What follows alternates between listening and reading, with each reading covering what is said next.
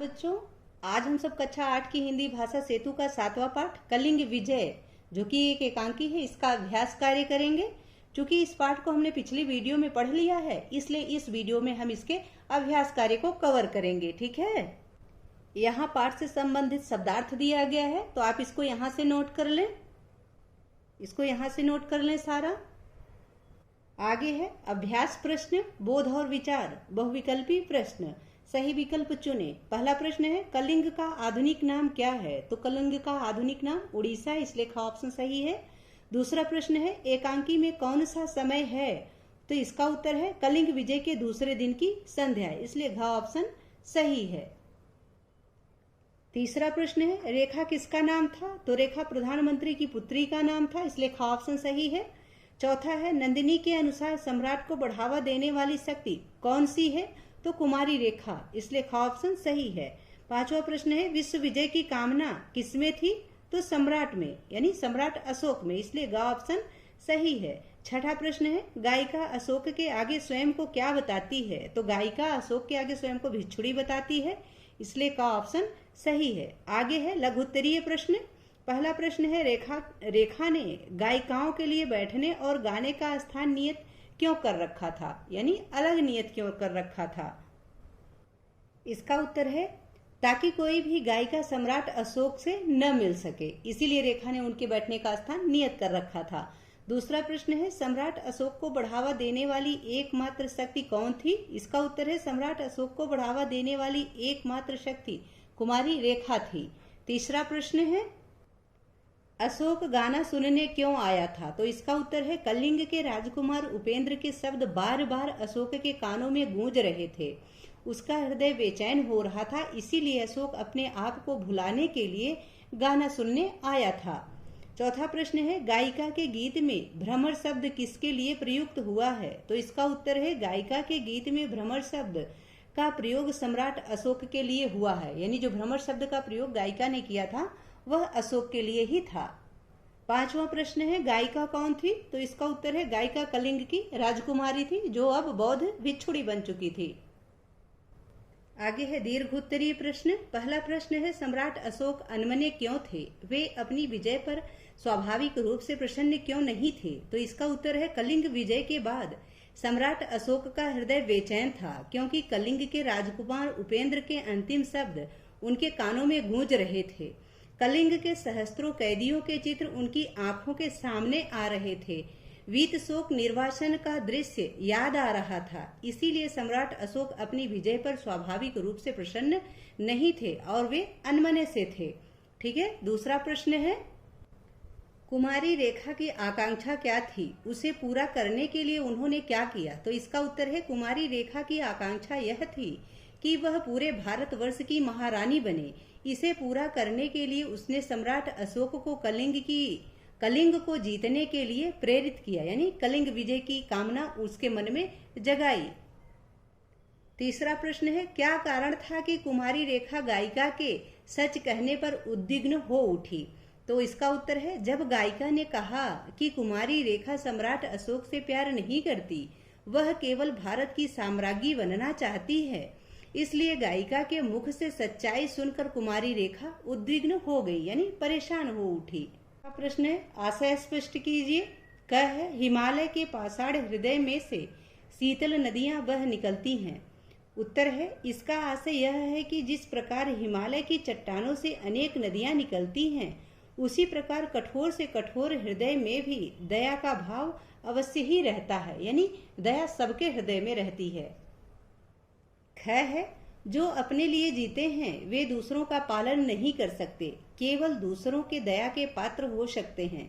इसका आशय यह है कि जो लोग केवल अपने लिए जीते हैं वे स्वार्थी होते हैं, उन्हें दुनिया की परवाह नहीं होती। ऐसे लोग दूसरों की भलाई के लिए सोच भी नहीं सकते, वे केवल दूसरों की दया पर निर्भर रहते हैं।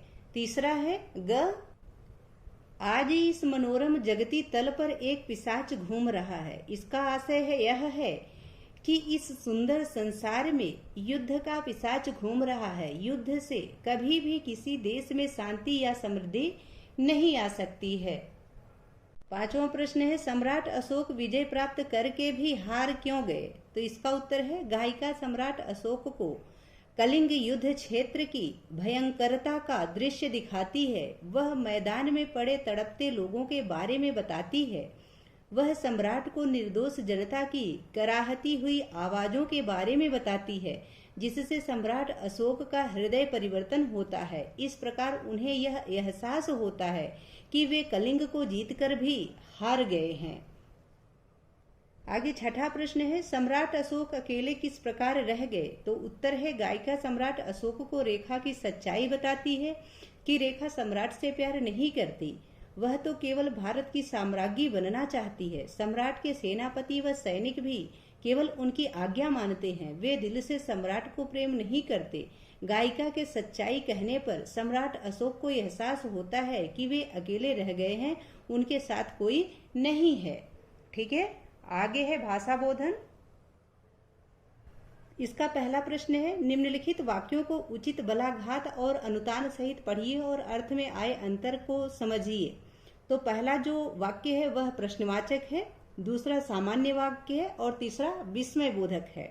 ठीक है, प्रश्नवाचक शब्द ऐसे बोला जाएगा, मैं उनसे नहीं मिल सकती। सामान्य शब्द, मैं उनसे नहीं मिल सकती। और विस्मय बोधक, मैं उनसे नहीं मिल सकती। इस प्रकार से बोला जाएगा। दूसरे में भी वैसे ही है, पहला प्रश्नवाचक है, दूसरा सामान्य वाक्य है और तीसरा विस्मय बोधक वाक्य है। प्रश्नवाचक वाक्य, गायिका तुम अधिक जानना चाहती हो। गायिका तुम अधिक जानना चाहती हो। फिर विस्मय से, गायिका तुम अधिक जानना चाहती हो। प्रश्न सूचक तथा विस्मय बोधक वाक्यों में अलग अलग स्थानों पर बल देने से वाक्य का अर्थ तद अनुरूप बदल जाता है। यानी जब हम किसी पर ज्यादा बल देते हैं, चाहे वह प्रश्न सूचक हो या विस्मय बोधक हो, इस पे ज्यादा बल दिया जाता है। सामान्य वाक्य तो सामान्य ही रहता है, तो इन पे बल देने पर, वाक्यों पर बल देने पर, शब्दों पर बल देने पर उनका अर्थ उसी के अनुसार बदल जाता है। दूसरा प्रश्न है, सन उपसर्ग लगाकर 5 शब्द लिखिए और उनका वाक्यों में प्रयोग कीजिए। इसका उत्तर है, पहला शब्द है संबंध। तो वाक्य बनेगा, हमें लोगों के साथ अच्छा संबंध रखना चाहिए। दूसरा संशय, हमें अपने मन में कोई संशय नहीं रखना चाहिए। तीसरा संयम, हमें संयम से काम लेना चाहिए।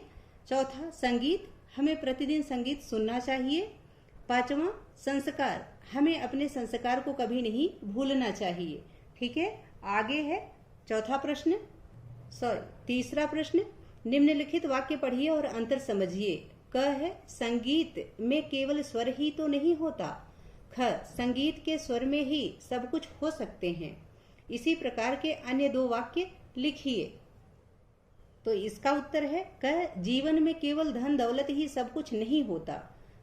ख है, जीवन में धन दौलत से बहुत कुछ हो सकता है। चौथा प्रश्न है, निम्नलिखित समस्त पदों का विग्रह कीजिए और समास का नाम लिखिए। कलिंग विजय, कलिंग की विजय तत्पुरुष समास हुआ। राज कुटुंब, राज है जो कुटुंब का, यानी कर्मधारय समास हुआ। नारी शक्ति, नारी रूपी शक्ति कर्मधारय समास हुआ। मानव रक्त, मानव का रक्त तत्पुरुष समास हुआ। शत्रु कन्या यानी शत्रु की कन्या तत्पुरुष समास हुआ। इसमें यदि आप ऐसे लेंगे कि कलिंग और ये डॉट विजय, इस प्रकार से कि डैश विजय राज डैश कुटुंब, तो इन सब में द्वंद्व समास होगा। ठीक है, लेकिन यदि आप इनका सामासिक विग्रह सही तरीके से करते हैं तो इनके अलग अलग समास होंगे। यदि आप जैसा ये दिया गया है कि बीच में डैश दे के दिया गया है कलिंग डॉट विजय, तो हो जाएगा कलिंग और विजय और द्वंद्व समास।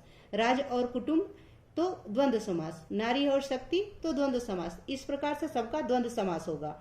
ठीक है, हरा भरा, हरा और भरा द्वंद्व समास।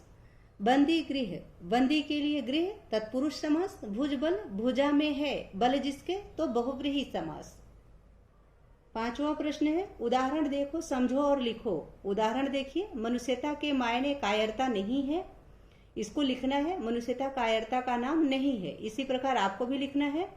ताकतवर के मायने अत्याचार करना नहीं है, तो इसको लिखा जाएगा ताकतवर अत्याचार करने का नाम नहीं है। ख है, दयालुता के मायने दब्बूपन नहीं है, तो यहाँ लिखा जाएगा दयालुता दब्बूपन का नाम नहीं है। ग है सज्जनता के मायने झुकना नहीं है, तो यहाँ लिखा जाएगा सज्जनता झुकने का नाम नहीं है। आगे है ज्ञान विस्तार, जो कि विद्यार्थियों को स्वयं करना है। यहाँ लेखक का परिचय दिया गया है, तो आप इसको भी पढ़ लें। आशा है कि यह पाठ तथा इसका अभ्यास कार्य आप सबको बहुत अच्छे से समझ में आ गया होगा। यदि पाठ से संबंधित या वीडियो से संबंधित कोई सुझाव हो, प्लीज कमेंट बॉक्स में अवश्य लिखिएगा। आपकी कोई क्वेरी हो उसको भी कमेंट बॉक्स में अवश्य लिखिएगा। वीडियो पसंद आए तो इसको लाइक करें, शेयर करें। चैनल पर नए हैं तो प्लीज इसे सब्सक्राइब अवश्य करें। बहुत बहुत धन्यवाद।